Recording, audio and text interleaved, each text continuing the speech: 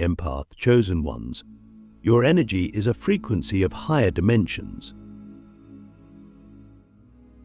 There's a reason you've always felt different, a reason you walk into a room and feel things no one else notices.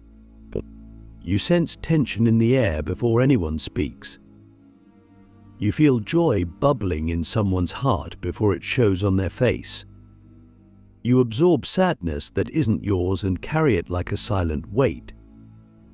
And yet, you're told you're too sensitive, too emotional, too much. But what if I told you you're not too much at all? You're just tuned to a frequency that most people can't hear. Like a radio picking up signals from a higher station, your soul is connected to something beyond this reality. You're an empath, yes, but not just any empath. You are one of the chosen ones, and your energy, whether you know it or not, is a frequency of higher dimensions. This isn't just spiritual fluff or poetic metaphor. This is a real, energetic truth. In a world that has been engineered to numb and distract, you are awake in ways others can't comprehend. You feel the pulse of the collective consciousness. You sense the shifts in the unseen. And because of that, your presence is not ordinary. It's deeply disruptive because your very existence challenges the illusion. That illusion. The idea that we are all separate, disconnected, and alone in our own experience. But you know, deep in your bones, that we are all connected. You've felt someone's pain like it was your own. You've cried for people you barely know. You've walked away from conversations that left your body vibrating with emotion you couldn't explain. That's not weakness, that's power. Click subscribe to this channel to get more profound spiritual lesson. But this power comes with a price. Because to carry such sensitivity in a dense, chaotic world is to be constantly at war between your spirit and your environment. You've likely asked yourself, why do I feel so heavy when nothing is wrong? Or why can't I just let things go like other people do? That's because you're not meant to. You're not here to numb out. You're here to feel, to absorb, to transmute. You are a living conduit, a bridge between realms. And the energy that flows through you is not just emotional, it is cosmic. It is ancient. It is sacred. We live in a multidimensional universe. Scientists are only beginning to understand that dimensions beyond the third exist. But empaths, we've always known, not intellectually but energetically. But we feel things that haven't happened yet. We sense danger before it arrives. We dream of patterns and symbols that don't make any sense until they do. You're not imagining things, you're just picking up signals from higher planes, from dimensions where time doesn't exist linearly, where thought and feeling are inseparable, where vibration is reality.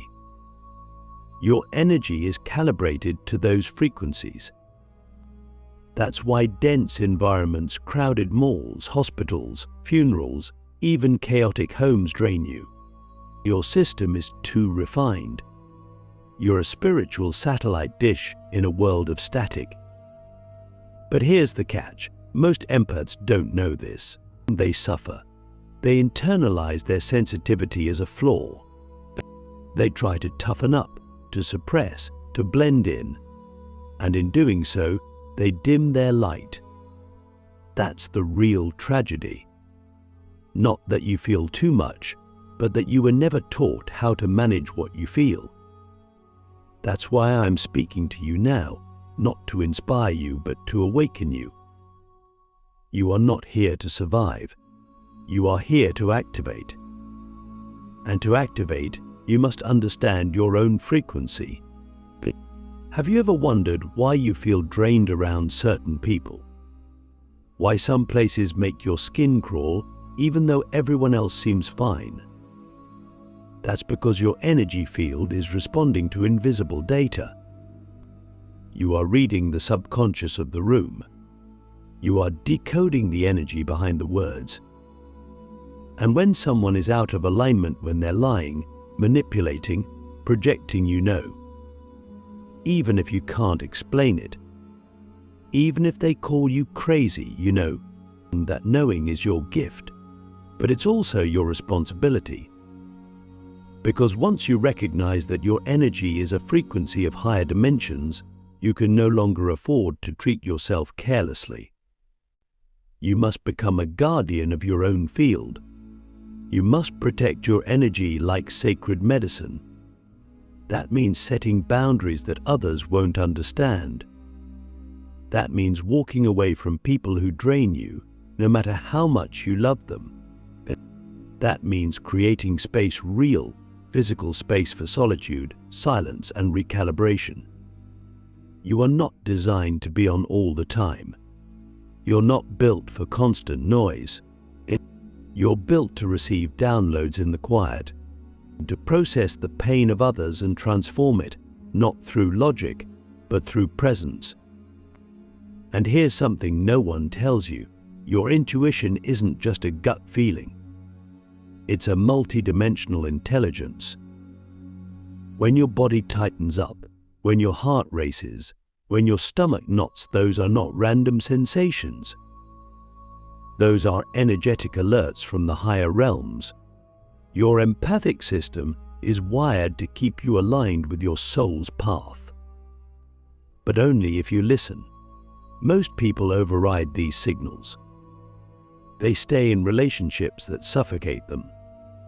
They stay in jobs that drain their soul. They ignore the whispers until they become screams. But not you. You've heard the whispers. You felt the screams. So now I ask you, deeply and sincerely, what would your life look like if you trusted your energy above all else? If you stopped explaining, justifying, and shrinking and simply honored your frequency? But what if your sensitivity isn't a hindrance, but the exact compass that will lead you to your highest timeline? Because it is. Your energy is not random. It's not weak. It's not broken. It's a sacred code, a vibrational fingerprint of the divine. And when you learn to follow it, you don't just survive, you activate. You unlock a version of yourself that no one has ever seen before, not even you. The Empath Ascension Code, how to stop absorbing pain and start channeling power. But there comes a time in every empath's journey when the weight becomes unbearable. You've carried the sadness of others for so long that it's hard to remember which pain is yours. You've said yes when your soul screamed no. You've stayed when every cell in your body begged you to leave. And you've called it love. You've called it compassion. But what if I told you that true compassion isn't carrying someone's suffering, it's helping them remember they have the power to heal it themselves? There's a line that empaths often cross, not out of weakness, but out of unconsciousness. A line between feeling for others and becoming them. And that's where the distortion begins. That's where your light gets hijacked. You are not here to be a sponge. You're here to be a tuning fork, a transmitter, a channel. But to do that, you must stop absorbing what was never meant to be yours. You must reclaim your frequency. This right here is the Empath Ascension Code. The moment you stop leaking energy and start radiating it, you begin to understand that your sensitivity is not meant to be passive. It's meant to be directional. But you are not a victim of energy. You are a conductor of it. And once you embody that truth, everything changes. Let's be brutally honest. Most empaths are exhausted not because they feel too much, but because they lack energetic boundaries. They've been trained to be open, receptive, kind, and available, but never taught how to discern, never taught how to close the gates. But energy is like breath. You have to exhale as much as you inhale. If you keep taking in everyone's emotions without releasing or transmuting them, you become heavy, anxious, depressed. And the worst part, you start thinking it's you and that you're broken, that something is wrong with your nervous system. But the truth is, you're overloaded. You've been taking on frequencies that your soul never agreed to carry. So how do we break the cycle? How do we stop absorbing pain and start channeling power? The first step is radical self-honesty. You must begin to observe, without judgment, where you give your energy away. Is it in conversations where you don't speak your truth? Is it in relationships where you overfunction while the other underfunctions? Is it in constantly trying to fix people, hoping they'll finally see your worth? Every time you betray your own energy in the name of helping, you disconnect from your source. You dim your field. You lower your frequency to meet others instead of inviting them to rise. The second step is sovereignty. You must stop asking for permission to protect your peace. You don't need anyone's approval to walk away from what drains you. You don't need to justify your intuition. If your body tightens around someone's presence, that's enough. You don't need evidence, you need embodiment. You must become unapologetic about your energy hygiene, and that means grounded rituals. That means energetic cleansing. That means saying no and letting it be complete. No story, no guilt. And then comes the shift, the real alchemy. Once you stop absorbing, you become a channel. Your field clears. Your intuition sharpens. You begin to receive not just emotions, but messages. You start hearing the subtle guidance of your higher self. You begin to download visions, insights, and clarity that is not from this dimension. You realize you were never meant to play small. You were never meant to just survive this energy. You were meant to master it, to shape it, to emit a frequency so powerful that it alters the space around you. That's what happens when an empath ascends. You become medicine, not by effort, but by embodiment. People sit near you and start to cry not because you absorb their grief, but because your presence allows their truth to rise. You speak a single sentence and it lands like thunder, not because you're trying to be wise, but because you're aligned. You stop trying to save the world and you start vibrating at a frequency that heals it just by existing. That's the difference. That's the code. But this path requires discipline. You can't just float through the world with an open heart and no filters. You must learn the art of spiritual containment. You must learn when to open and when to seal. You must treat your energetic field like sacred architecture designed with intention, not left to chance. Every interaction is an exchange. Every word is a spell. But every thought is a frequency. You are not just feeling life, you are creating it. So I ask you now with sincerity and challenge, are you ready to stop carrying what was never yours? Are you ready to stop confusing empathy with self-abandonment? Are you finally ready to step into the truth that your energy is not a sponge, it's a sun? Because that's exactly what it is. And the world doesn't need more martyrs. It needs more radiant, grounded, sovereign empaths who know who they are and refuse to shrink. You are not here to be consumed. You are here to illuminate. Dimensional frequency, why empath chosen ones are bridge beings between realms. There's a reason why you've always felt like you didn't quite belong, like you were never fully anchored in this world. You could be surrounded by people, yet feel oceans away. You could achieve what others define as success, yet feel a hollow ache in your chest. You've likely been told to come down to earth, get your head out of the clouds, or be realistic. But what those voices fail to understand is that you were never meant to be fully here in the way others are. You are a bridge energetic being anchored between this dimension and countless others. And that's not a flaw. That's your sacred design. Empath chosen ones are not just highly sensitive people. That's only the surface layer. At your core, you are a multidimensional receiver. You tune into frequencies that most can't perceive. You feel the emotions of others, not as information, but as immersion. You walk into spaces and feel the history of what's happened there. You dream of symbols and places you've never seen, but somehow know. Why? Because your consciousness is not limited to the third dimension. You are plugged into a spectrum of reality that includes past, present, and future across timelines, across realms. But this multidimensional access comes with complexity. You're not just navigating this world. You're translating energy between planes.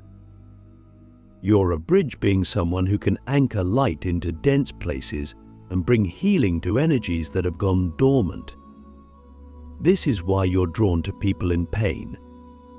This is why you can't look away when someone is suffering. It's not just compassion, it's mission. Your energetic blueprint is coded to activate healing simply by being present.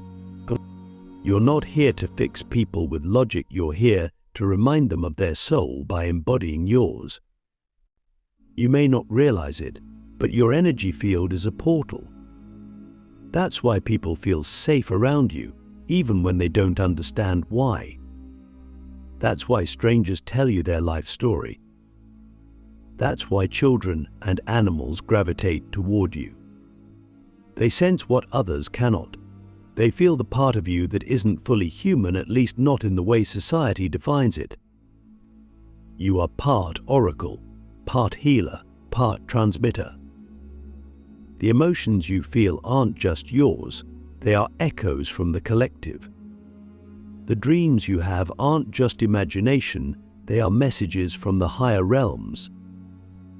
The fatigue you feel isn't laziness, it's the toll of constantly moving between dimensions, often without rest. And yet, most empaths have never been taught how to manage this. We are taught to suppress, to conform, and to normalize our wild, expansive sensitivity. But in doing so, we sever our connection to the very realms that give us life. You cannot shrink into the third dimension and expect to feel whole. You were not made to operate in a box. You were made to flow between worlds, grounded in this one, but deeply informed by the unseen. So how do we honor this? How do we live as bridge beings in a world that values surface over soul? First, we stop apologizing.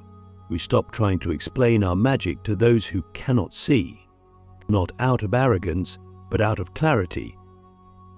You don't owe your frequency to anyone who isn't ready to receive it. Second, we ground deeply, not through force, but through ritual. Nature, breath, stillness, these are not luxuries. They are necessities for us. They root us in this plane so we can safely carry the insights from others. And third, we really listen to the whispers between worlds. And that subtle knowing, that gut instinct, that dream that won't let go. Those are not random, they are instructions.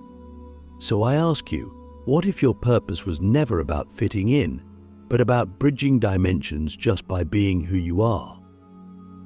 What if your sensitivity isn't accidental, but ancestral, handed down from lifetimes where you served as a guide, a healer, a watcher at the threshold between realms. What if you've done this before, and now you're remembering? You are not here to escape this world. You are here to illuminate it with the light of many worlds. The final activation, remembering why you chose this life as an empath.